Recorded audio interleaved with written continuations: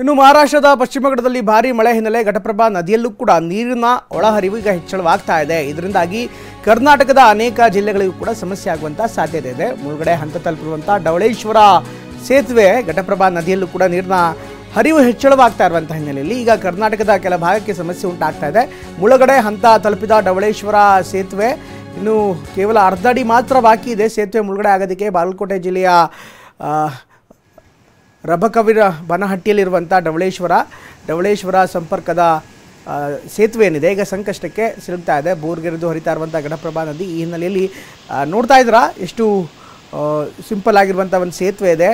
ಅಕ್ಕಪಕ್ಕ ಯಾವುದು ತಡೆಗೋಡೆ ಕೂಡ ಇಲ್ಲ. ಮಾಮೂಲಿಯಾಗಿ ಸಂಪರ್ಕ ಕಲ್ಪಿಸೋದಕ್ಕಿಂತ ಈ ಥರ ಅನೇಕ ಸೇತುವೆಗಳು ಆ ಭಾಗದಲ್ಲಿದೆ. ಬಾಗಲಕೋಟೆ ಸೇರಿದಂತೆ ಬೇರೆ ಬೇರೆ ಭಾಗದಲ್ಲಿ ಇದೇ ಮಾದರಿಯ ಸೇತುವೆ ಇದೆ. ಈಗ ನದಿ ತುಂಬ ಜೋರಾಗಿ ಹರಿತಾ ಇರುವಂಥ ಹಿನ್ನೆಲೆಯಲ್ಲಿ ಇನ್ನೇನು ಕೆಲವೇ ಗಂಟೆಗಳಲ್ಲಿ ನದಿ ಮುಳುಗಡೆ ಆದರೂ ಕೂಡ ಅಚ್ಚರಿ ಇಲ್ಲ ಅನ್ನುವಂಥ ಮಾಹಿತಿ ಲಭ್ಯವಾಗ್ತದೆ. ಯಾಕೆಂದರೆ ಮಹಾರಾಷ್ಟ್ರದ ಪಶ್ಚಿಮ ಘಟ್ಟದಲ್ಲಿ ಭಾರೀ ಮಳೆ ಆಗ್ತಾ ಇದೆ.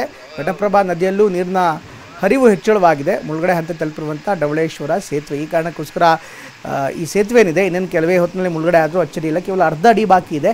ಹೀಗಾಗಿ ಇನ್ನೊಂದು ಸ್ವಲ್ಪ ಜೋರಾದಂಥ ನೀರು ಬಂದರೂ ಕೂಡ ಈ ಸೇತುವೆ ಸಂಪೂರ್ಣವಾಗಿ ಮುಳುಗಡೆ ಆಗುತ್ತೆ. ಆಗ ಬೇರೆ ಬೇರೆ ಭಾಗಕ್ಕೆ ಸಂಪರ್ಕ ಕಲ್ಪಿಸುವಂಥ ರಬಕವಿ ಬನಹಟ್ಟಿಯ ಅನೇಕ ಭಾಗಕ್ಕೆ ಸಂಪರ್ಕ ಕಟ್ಟಾಗುವಂಥ ಸಾಧ್ಯತೆ ಇದೆ ಅಂತ ಹೇಳಲಾಗ್ತಾ ಇದೆ.